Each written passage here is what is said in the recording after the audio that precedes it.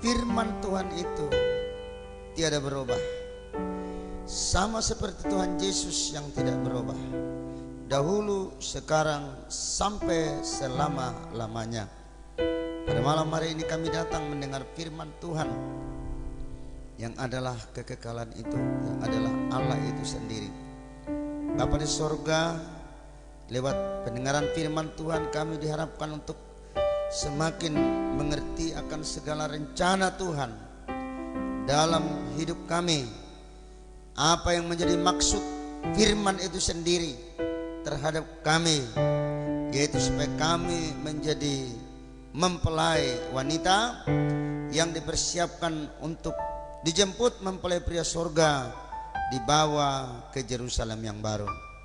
Biarlah malam ini kami di sini Tuhan, live streaming sidang jemaat yang di rumah, kiranya juga Tuhan mereka boleh mendapat menangkap dari firman Tuhan ini. Biarlah Roh Kudus yang selalu mengurapi Tuhan, berkati semua yang sudah bertugas malam ini, baik multimedia, musik dan semuanya. Terima kasih Bapak. Namun kalau ada iblis setan yang mengganggu hati kami usir, kami tengking keluar dalam nama Yesus, darah Yesus yang berkuasa. Terima kasih Bapak, urapilah hambamu di dalam yaitu menerangkan firman ini. Dalam nama Tuhan Yesus Kristus kami mau mendengarkan firman Tuhan. Haleluya, amin. Silakan duduk. Salam. Ya, malam yang sangat indah, luar biasa. Kita boleh masih diberi Tuhan kesempatan untuk mendengarkan firman Tuhan. Terutama firman mempelai ini adalah firman yang mempersiapkan kita supaya kita nanti menjadi mempelai wanita Tuhan, mempelai wanita yang dipersiapkan, ya, untuk kalau Tuhan datang Dia mengangkat kita di awan-awan, ataupun nanti kita akan disingkirkan di padang gurun. Yang jelas mempelai Tuhan itu tidak kena siksa selama 3,5 tahun.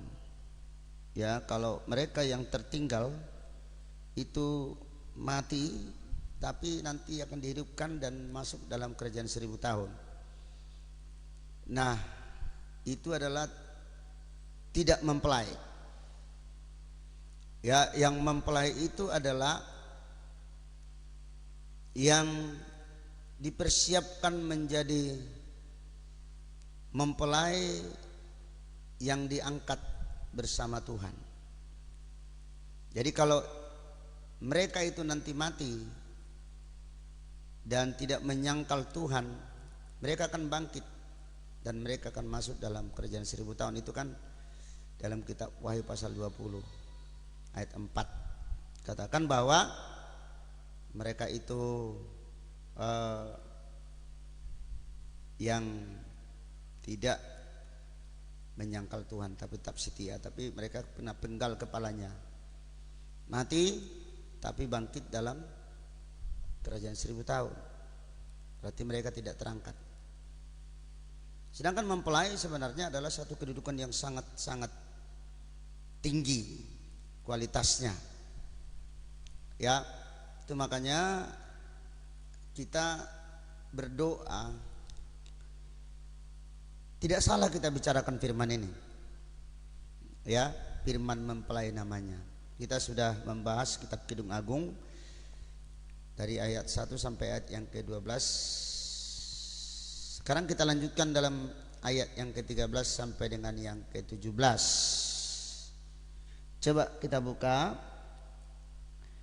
Kidung Agung pasal 1 ayat yang ke-13 sampai dengan yang ke-17. Nah, dikatakan firman Tuhan demikian. Bagiku kekasihku bagikan sebungkus mur tersisip di antara buah dadaku. Bagiku kekasihku setangkai bunga pacar di kebun-kebun anggur En-Gedi. Lihatlah, cantik engkau manisku, sungguh cantik engkau bagaikan merpati matamu.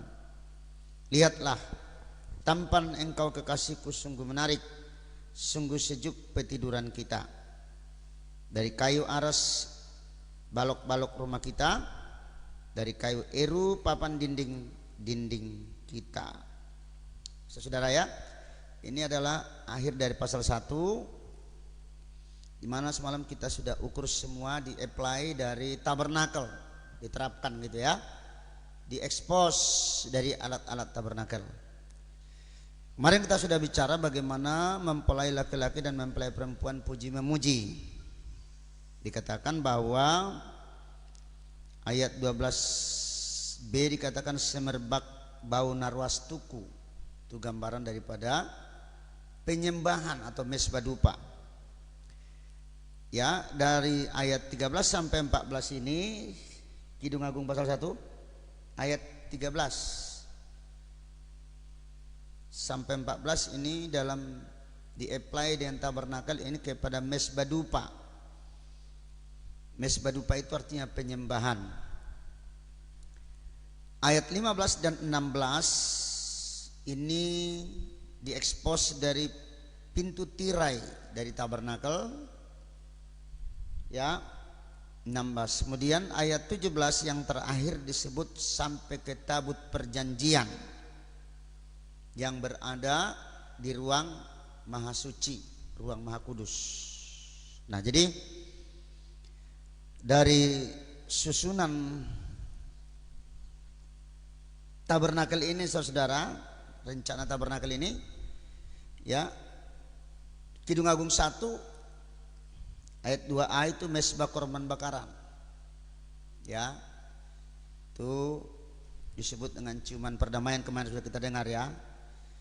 Kemudian ayat 2b itu disebut dengan kolam basuhan dengan kuasa kebangkitannya, dikatakan terlebih sedap daripada air anggur. Ayat 3 sampai 4a itu adalah pintu kemah, namanya dikatakan seperti minyak yang tercurah, menarik ke dalam bilik yang dalam. Ayat 4b sampai 7 itu pelita emas, di mana mempelai perempuan yang dihinakan hitam katanya ya oleh sinar matahari, tetapi dia tetap diangkat menjadi mempelai wanita. Ayat 8 sampai 12 meja pertunjukan roti, di mana mempelai perempuan berubah dalam keelokan karena firman. Jadi mempelai perempuan itu berubah karena firman. Jadi elok dia kerohaniannya karena mendengar firman ya. Kemudian ayat 12b sampai 14 itu di-apply dengan mesbah dupa emas, minyak narwastuku, bau harum mur yang naik ke atas. Nah itulah 15 16 tirai, pandangan nubuatan lewat tirai, indah sekali. Dan terakhir 16 17 itulah dalam peti perjanjian. Nah, tentunya kita akan belajar itu saudara-saudara. Tapi sekarang ini saatnya tidak lagi belajar. Ya, coba kita lihat di sekolah-sekolah sekarang sudah hampir dinonaktifkan untuk belajar. Saatnya kita sekarang untuk apa?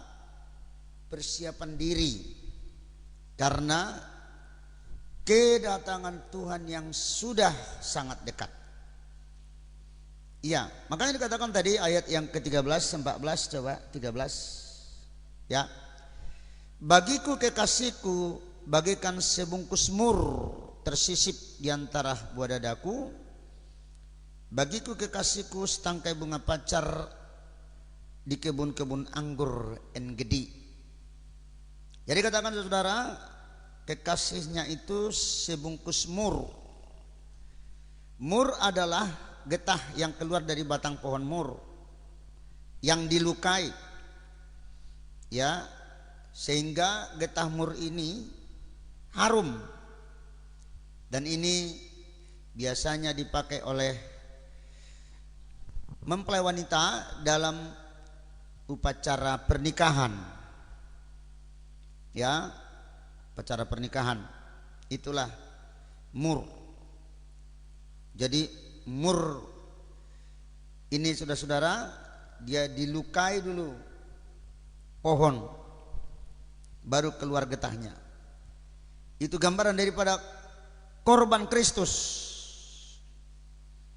Korban Kristus yang membawa satu mujarab bagi kita, membawa satu keajaiban, mujizat, kesembuhan, pengampunan dosa lewat Kristus yang berkorban di kayu salib Golgota.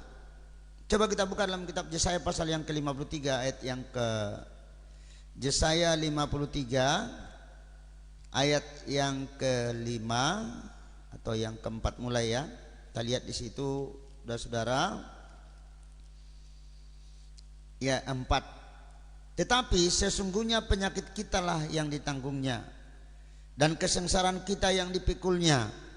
Padahal kita mengira dia kena tulah, dipukul dan ditindas Allah. Tetapi dia tertikam oleh karena pemberontakan kita. Dia diremukkan oleh karena kejahatan kita. Ganjaran yang mendatangkan keselamatan bagi kita ditimpakan kepadanya, dan oleh bilur-bilurnya kita menjadi sembuh. Nah, getah mur itu dari pohon yang dilukai. Mur itu sebenarnya satu getah kayu yang pahit, tetapi menimbulkan satu aroma yang harum. Itulah mur. Itulah satu getah ya yang sangat bermujarab, harum. Jadi dikatakan tadi bahwa bagiku kekasihku bagaikan sebungkus mur tersisip di antara buah dadaku. Jadi dada itu artinya hati, saudara-saudara ya, hati kita. Jadi kalau seorang wanita Ibrani dulu kalau dia mau menikah itu dia pakai itu mur, parfum itu dipasang di antara dadanya agar bau harum itu menyala ya, menjalar ke seluruh tubuhnya sehingga dia menjadi harum. Saudara ya, bungkusnya pun juga dikatakan bermanfaat. Sebungkus mur. Coba kita lihat dalam Ayub 14 ayat 17. Ayub 14 ayat yang ke-17. Ya. Pelanggaranku akan dimasukkan di dalam pundi-pundi yang dimateraikan, dan kesalahanku akan kau tutup dengan lepa. Itulah bungkusnya tadi, bungkus mur itu. Jadi itu dikatakan ya menjadi satu bungkusan yang kuat ya, sehingga dosa-dosa kita pun dimasukkan dalam lepa tadi atau pundi-pundi itu, dimateraikan di sana sehingga dosa itu tidak lagi diingat. Ya, makanya dikatakan tadi bahwa bagaikan sebungkus mur tersisip di antara buah dadaku, bagiku kekasihku setangkai bunga pacar di kebun-kebun anggur En-Gedi. Ya, itulah namanya saudara. Artinya ini menggambarkan kedatangan Tuhan yang sudah sangat dekat. Supaya kita jangan menyia-nyiakan waktu yang ada ini dengan memandang pada kepentingan kita sendiri saja ya. Kita hanya sibuk sana sini tapi lupa kita memandang Tuhan. Ya. Untuk disebut menjadi mempelai wanita itu adalah dia memandang Tuhan, seperti Maria yang kita lihat dia terus mendengarkan Tuhan Yesus berbicara. Artinya jika ia datang nanti kembali saudara, dia akan menyebut mempelai perempuan yang hanya yang selalu menyembah dia, itu yang dijemputnya, itu yang menjadi mempelai. Yang disebut menjadi mempelai adalah orang yang selalu menyembah dia. Ya, itu kelompok yang disebut mempelai. Ada juga orang bisa mengetahui firman Tuhan ini, banyak tahu firman Tuhan, tapi dia tidak hidup dalam suatu penyembahan. Ya, jadi dua kelompok nanti ini. Kelompok yang pertama adalah kelompok yang tahu menyembah Tuhan, menyembah dalam roh dan kebenaran. Tadi saya dengan istri, saya dengar tadi di radio, bagaimana indahnya penyembahan muda-mudi saudara ketika dia menyembah di radio itu ya. Dia terus mendengarkan suaranya. Siapa ini, kata tante? Ah, inilah ada penyembahan yang sangat indah. Saudara-saudara, itu kelompok yang pertama. Jadi kelompok yang disebut dengan mempelai yang tidak nanti terkena kepada aniaya antikris 3,5 tahun adalah kelompok yang bisa menyembah Tuhan. Itulah yang disebut dengan mempelai wanita. Ya. Sedangkan kelompok yang tertinggal, yang bisa mengetahui firman mempelai tapi tidak menyembah, ini adalah disebut tinggal di luar nanti ini. Coba Matius pasal 7 ayat 21. Matius 7 ayat yang ke-21. Mari kita baca.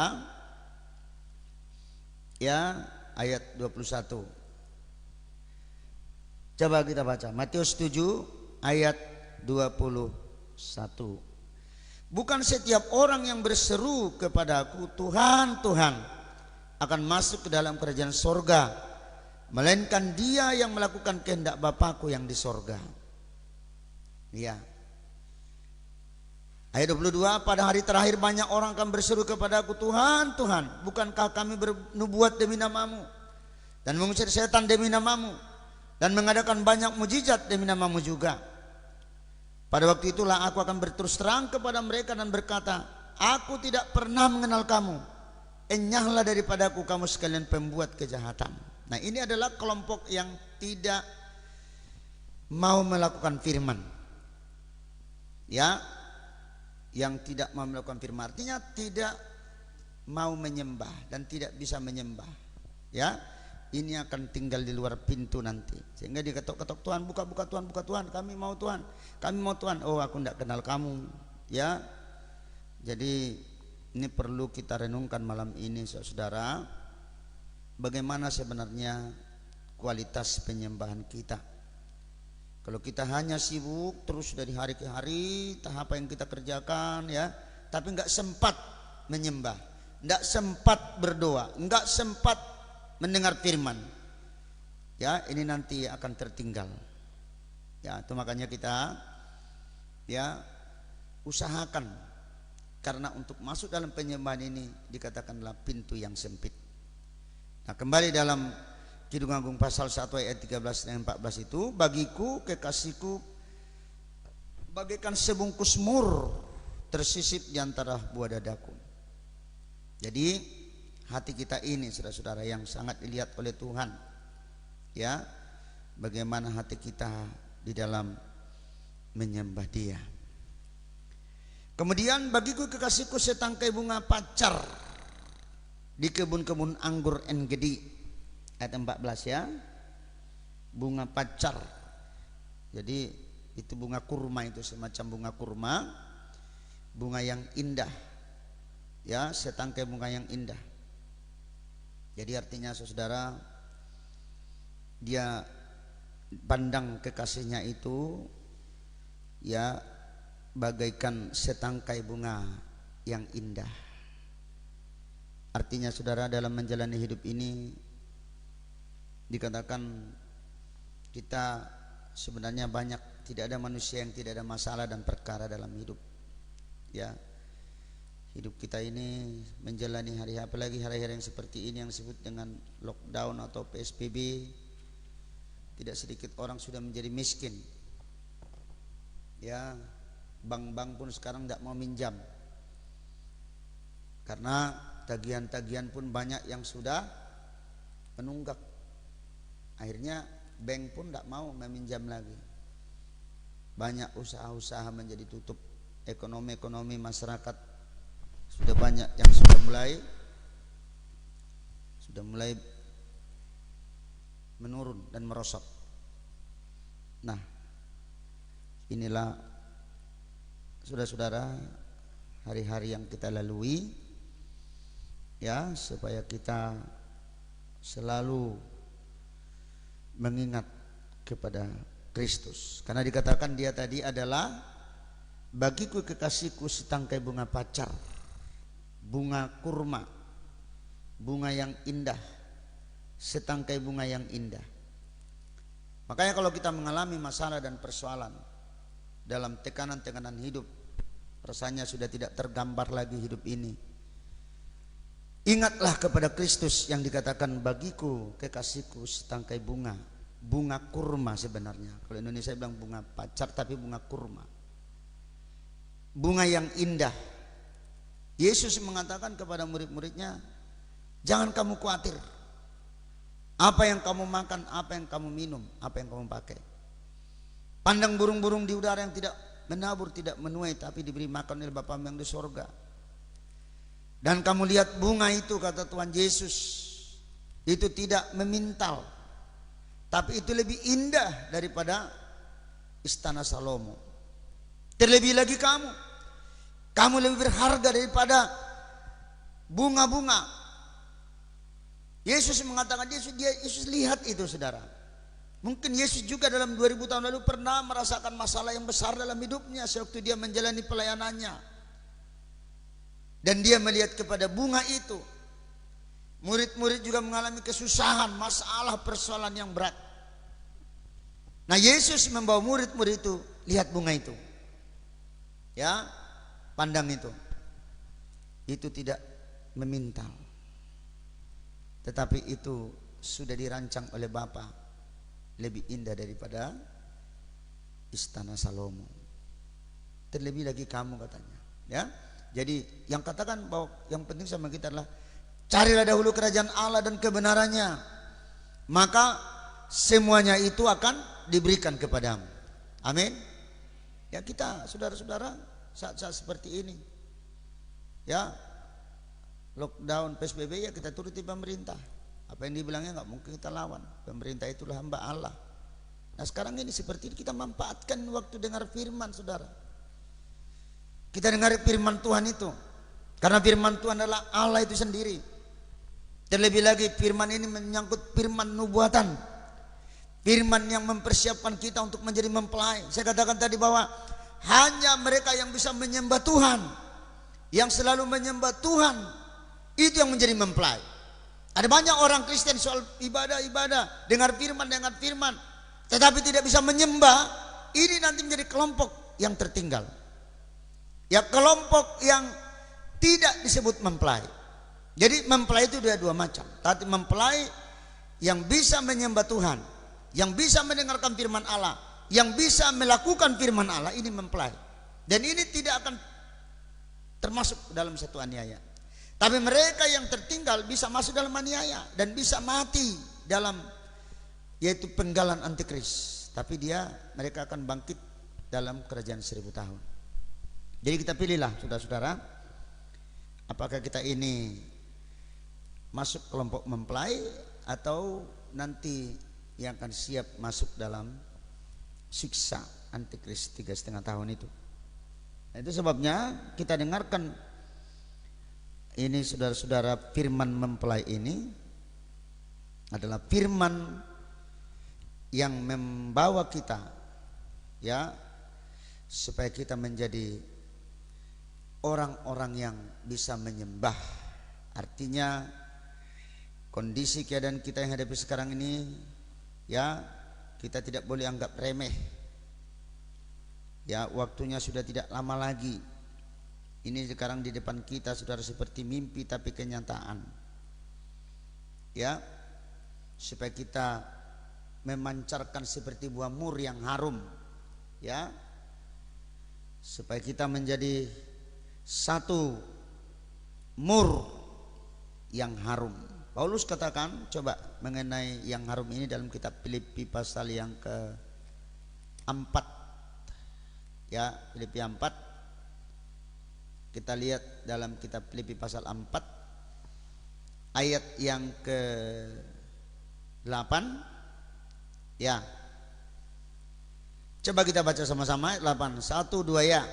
Jadi akhirnya, saudara-saudara, semua yang benar, semua yang mulia, semua yang adil, semua yang suci, semua yang manis, semua yang sedap didengar, semua yang disebut kebajikan dan patut dipuji, pikirkanlah semuanya itu. Inilah mur, harum dia. Harum ini, ya kan? Inilah harum. Semua yang benar itu harus kita pikirkan. Semua yang mulia kita pikir. Semua yang adil, semua yang suci, yang manis, yang sedap didengar, yang disebut dengan kebajikan dan patut dipuji, pikirkanlah semuanya itu. Amin. Itu mur yang harum, saudara, ya. Itu yang harus kita masuk, ya di sana kita bisa jadi haram. Jadi tidak memikirkan permasalahan saja yang kita pikirkan.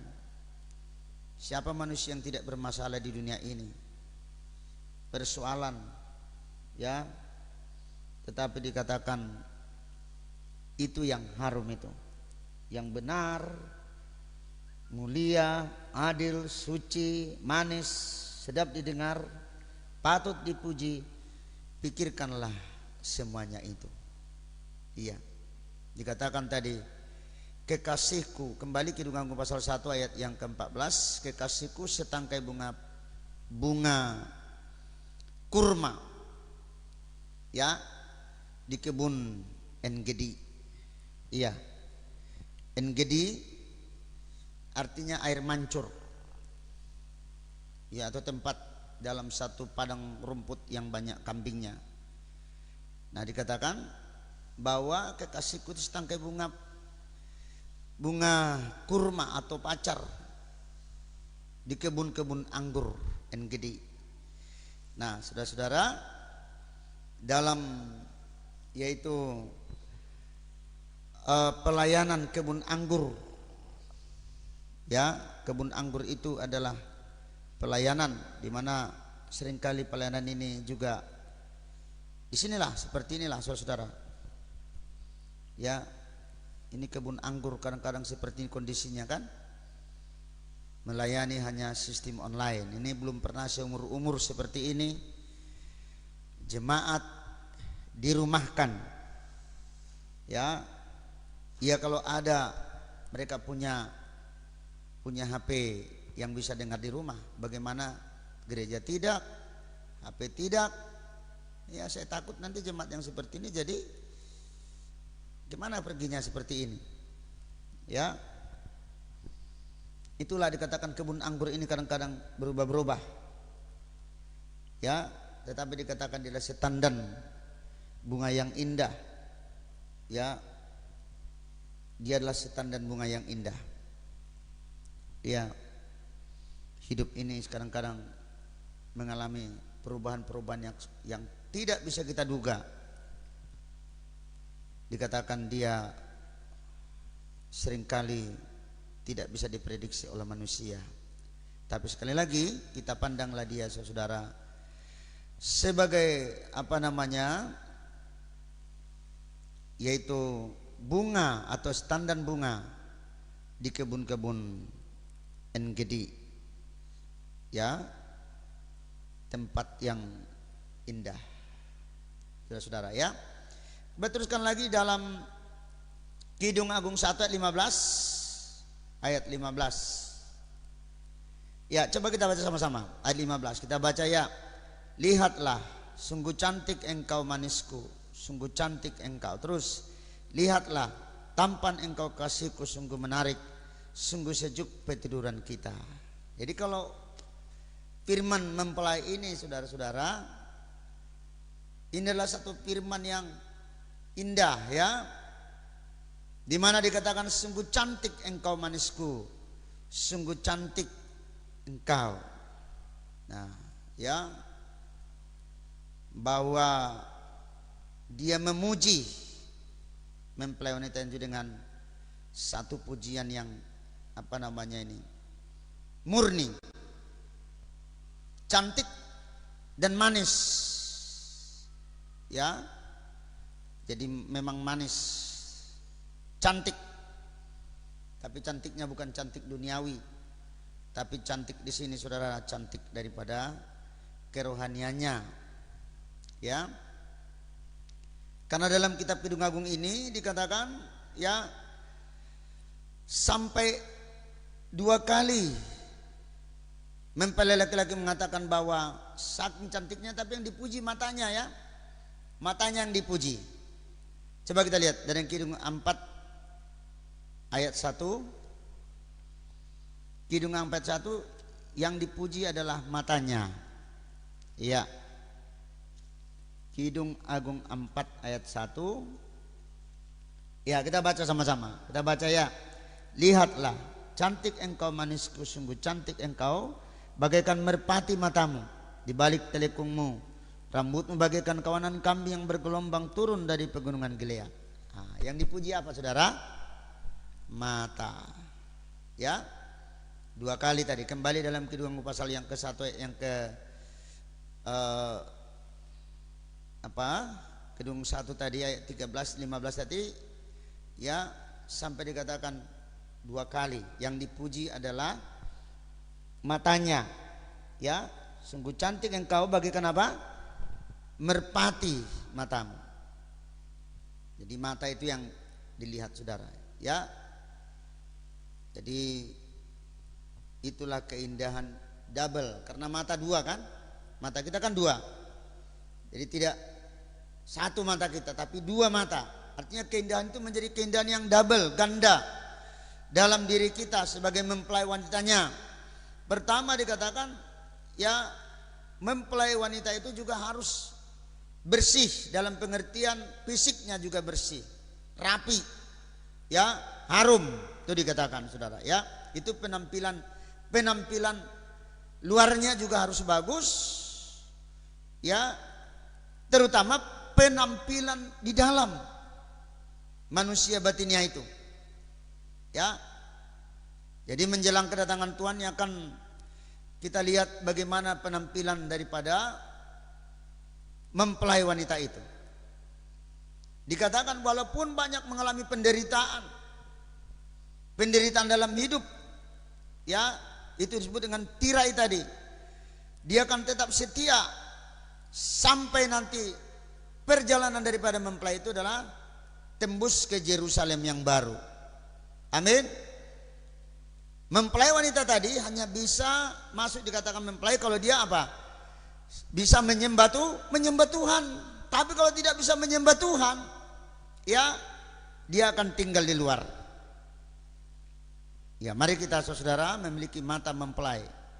Ya, mata mempelai perempuan yang mempunyai pandangan nubuatan.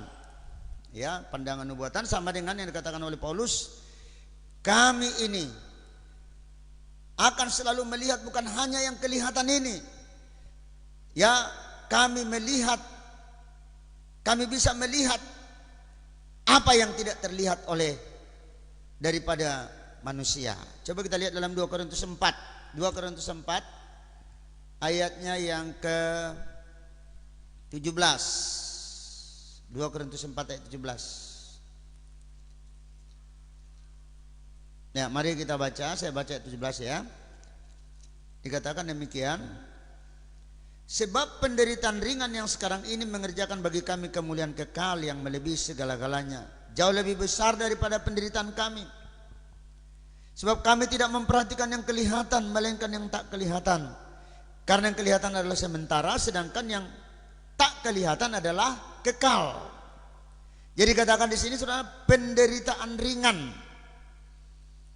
bukan penderitaan berat ya, tapi penderitaan apa saudara? Penderitaan. Coba ayat 17 tadi, 17.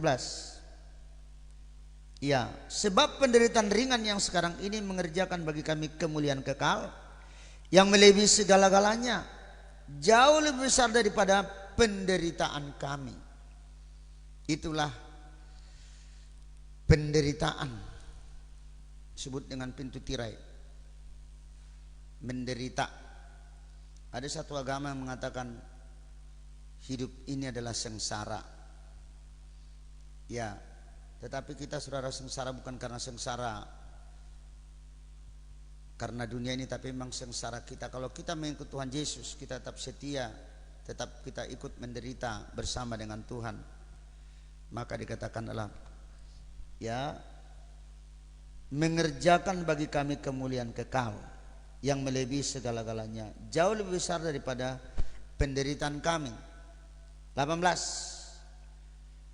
Sebab kami tidak memperhatikan yang kelihatan, melainkan yang tak kelihatan. Karena yang kelihatan adalah sementara, sedangkan yang tak kelihatan adalah kekal.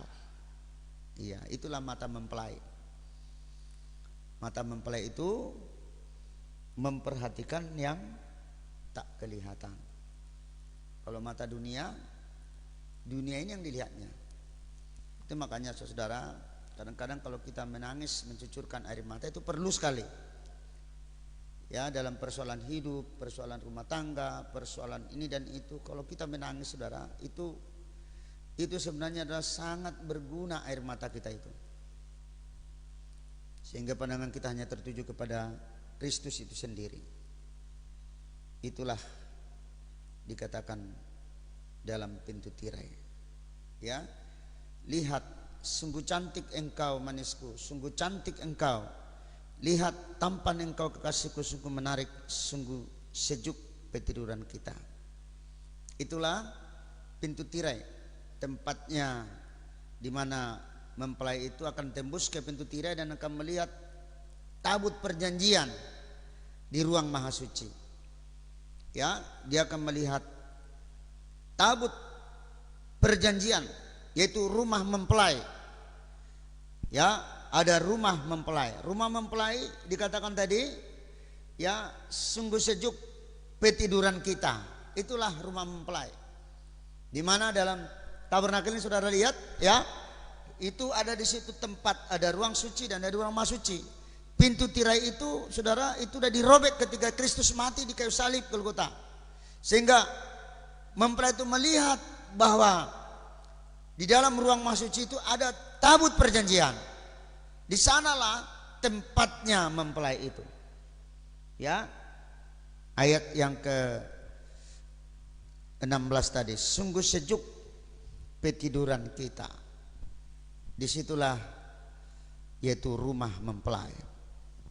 Ya, rumah di mana ada disebut juga dengan Yerusalem yang baru. Ya, Yerusalem baru. Jadi matanya mempelai wanita tadi memiliki mata merpati. Ya, mata nubuatan sehingga menembusi tirai itu. Ya, sehingga ketika dia tembus tirai, maka dilihatnya lah di ruang maha suci itu ada peti perjanjian, ruang maha kudus, di mana mempelai perempuan dan mempelai pria bersatu di sana, yang juga disebut dengan apa? Yerusalem yang baru. Ayat 17, baca 17. Mari baca sama-sama ayat 17. Kita baca ya. Dari kayu arus balok rumah kita, dari kayu eru papan dinding-dinding kita. Dari apa saudara? Kayu aras balok-balok rumah kita, dari kayu eru papan dinding-dinding kita. Nah, ini tadi terapply kepada tabut perjanjian. Iya. Iya, jadi tabut perjanjian itu adalah sampai sekarang dicari sama orang Israel, enggak ketemu-ketemu. Udah hilang. Waktu diserbu sama Nebukadnezar, barang-barang ini diambil semuanya. Sampai hari ini mereka mencoba membangun bait suci ketiga untuk mengambil peti perjanjian, tapi enggak dapat. Sebenarnya enggak ada itu. Itu sudah di sorga. Ya, karena yang dibangun sekarang bukanlah bait suci secara lahiriah, tapi sesungguhnya bait suci itu yaitu nanti di Yerusalem baru. Tidak lagi membangun bait suci yang lahiriah. Makanya Israel itu selalu membangun yang lahiriah. Itu tidak mungkin dan tidak akan pernah terjadi lagi. Yang akan kita bangun sekarang tubuh Kristus. Ya, menjadi mempelai wanita di mana Kristus ditempatkan sebagai kepala. Dan kita menjadi tubuhnya itu menjadi mempelai wanita yang akan dibawa ke Yerusalem baru. Jadi bukan membangun lagi bait suci yang telah dirobohkan. Ya, Yesus katakan, rombak bait suci ini, dalam 3 hari aku akan membangunnya kembali. Sehingga orang-orang Yahudi, wah, masa kau 46 tahun membangun ini, kau bisa membangun 3 hari, kata orang Yahudi. Tapi mereka tidak mengerti, yang dimasukkanlah tubuhnya sendiri. Dia akan mati dan dia akan bangkit pada hari yang ketiga. Amin. Sesungguhnya bait suci tidak akan ada lagi di dunia ini sebenarnya, tapi bait suci itu adalah Yerusalem baru. Di sanalah kita nanti akan dibawa, yaitu ya di pesta perjamuan kawin anak domba. Ya, itulah disebut rumah mempelai. dari kayu aras balok-balok rumah kita, dari kayu eru papan dinding-dinding kita. Itulah rumah mempelai surga. Ya, dikatakan artinya kita bisa melihat. Kalau kita dengarkan firman Tuhan sebagai cermin, terus di kacanya kita, saudara. Kalau kita dengar firman Allah dengan jujur, kita membiarkan diri kita dikerjakan sama firman, kita akan diberkati Tuhan. Ya, mendengar firman ini satu penyerahan. Ya, mendengar firman ini tidak gampang, saudara. Karena dibutuhkan satu kesabaran, dibutuhkan penyerahan. Itu dengar firman.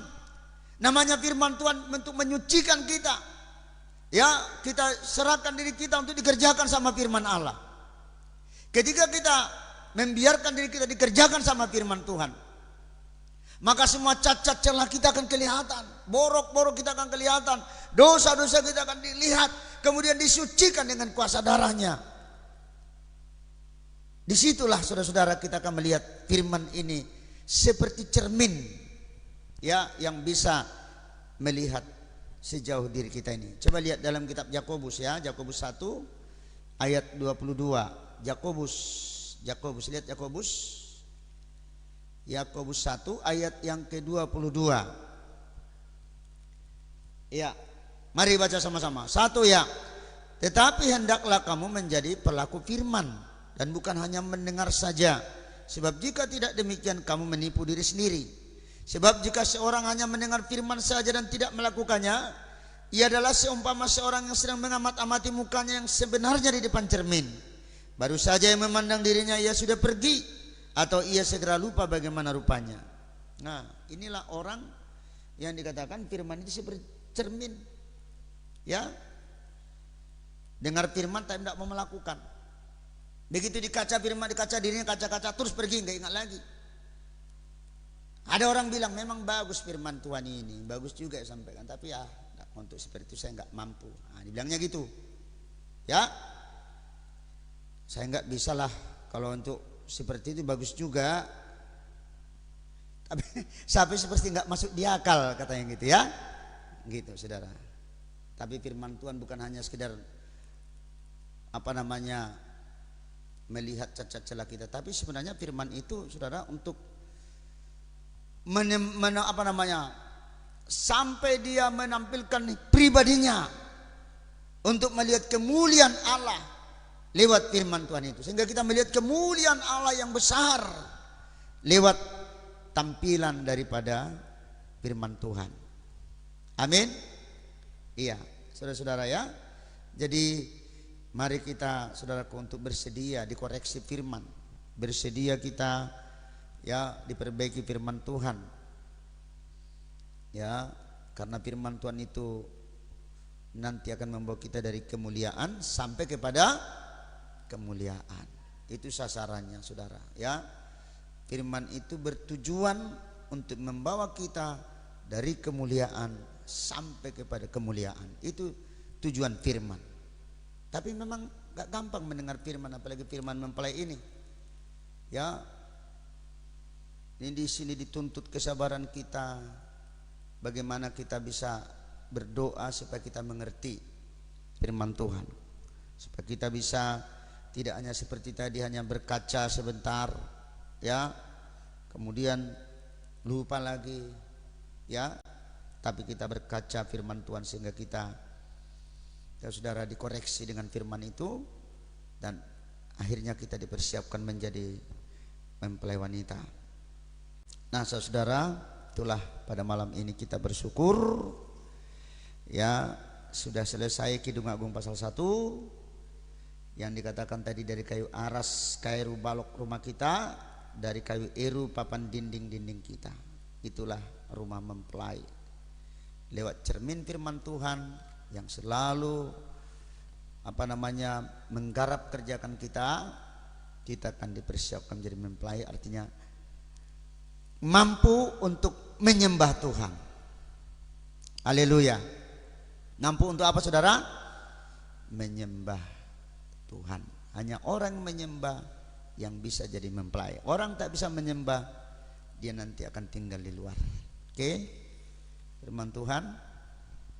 Iya. Kita nyanyi satu pujian, nanti kita akan berlutut. Besar dan ajaiblah karyamu, adil dan benarlah jalanmu. Besar dan ajaiblah karyamu, adil dan benarlah jalanmu. Raja segala bangsa yang maha kuasa, mulia namamu.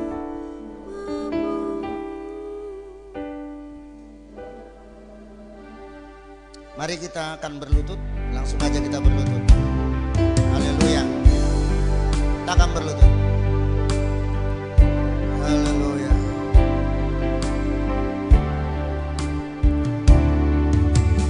Besar dan ajaiblah karyamu, adil dan benarlah jalanmu. Raja segala bangsa yang maha kuasa, mulia namamu. Layaklah segala bangsa sujud kepadamu, sebab Kaulah layak kudus, layak disembah. Besar dan karyamu, besar dan ajaiblah. Besar dan ajaiblah karyamu, adil dan benarlah jalanmu. Raja segala bangsa yang maha kuasa, mulia namamu. Layaklah segala bangsa, layaklah segala bangsa sujud kepadamu. Sebab Kau Allah yang kudus, layak disembah. Layaklah segala bangsa, layaklah segala bangsa sujud kepadamu. Sebab Kau Allah, sebab Kau Allah yang kudus, layak disembah. Layaklah segala bangsa, layaklah segala bangsa sujud kepadamu. Sebab Kau Allah yang kudus, sebab Kau Allah yang kudus. Mari kita angkat tangan, katakan layaklah segala bangsa, layaklah segala bangsa sujud kepadamu. Sebab Kau Allah yang kudus, sebab Kau Allah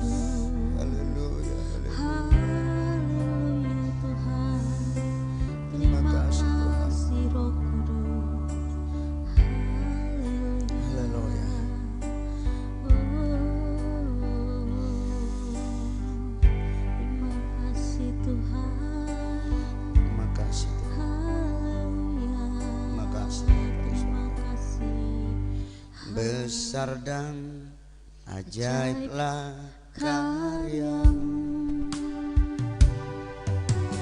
adil dan benarlah jalanmu, Raja segala bangsa yang maha kuasa, mulia namamu. layaklah Segala bangsa sujud kepadamu, sebab Kau Allah yang kudus, layaklah segala bangsa, layaklah segala bangsa sujud kepadamu, sebab Kau Allah yang kudus, layak di. Mari kita bangkit berdiri, kita angkat pujian ini. Besar dan ajaiblah karyamu, besar dan ajaiblah karyamu, adil dan benarlah jalanmu, Raja segala bangsa yang maha kuasa, mulia namamu. Layaklah segala bangsa sujud kepadamu, sebab Kau Allah yang kudus, layak disembah,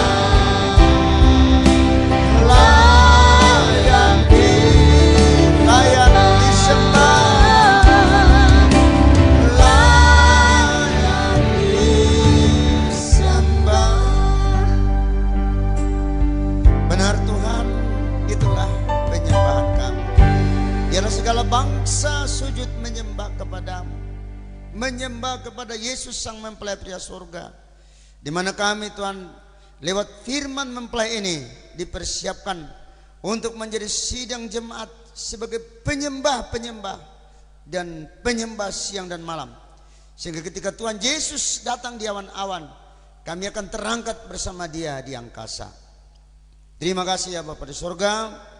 Biarlah firman yang kami dengar ini Tuhan mungkin masih akan sulit dimengerti, tetapi kalau kami berulang-ulang untuk mendengar, maka kami mengerti rencana Tuhan, khususnya diterapkan di dalam pengajaran tabernakel dan firman mempelai ini untuk dipersiapkan di mana Kristus akan datang sebagai Sang Mempelai pria surga. Materikan firman malam ini kami akan istirahat, kiranya bungkus kami semua dengan darah-Mu yang kudus ya Bapa. Jikalau ada di antara kami yang sakit saat ini, kami panggil nama Tuhan untuk mengusir sakit penyakit, kami tolak, kami tengking dalam nama Yesus. Keluar oleh darah Yesus, oleh bilur-bilurnya kami menjadi sembuh. Kami doakan bangsa kami Indonesia. Kami percaya Tuhan bahwa badai pasti berlalu. Oh, kembali akan nanti normal kembali keadaan perekonomian bangsa Indonesia, seluruh Indonesia dengan berbahagia. Bahkan berkati pemimpin kami Bapak Presiden agar segala keputusan yang diambilnya sesuai dengan kehendak Tuhan. Terima kasih Bapak, terima kasih. Lanjutkanlah ibadah ini, kalau Tuhan izinkan hari Minggu kami akan beribadah kembali Bapak untuk mendengarkan firman-Mu. Dalam nama Tuhan Yesus Kristus kami sudah menyembah Tuhan. Bersama kita berkata amin. Selamat malam.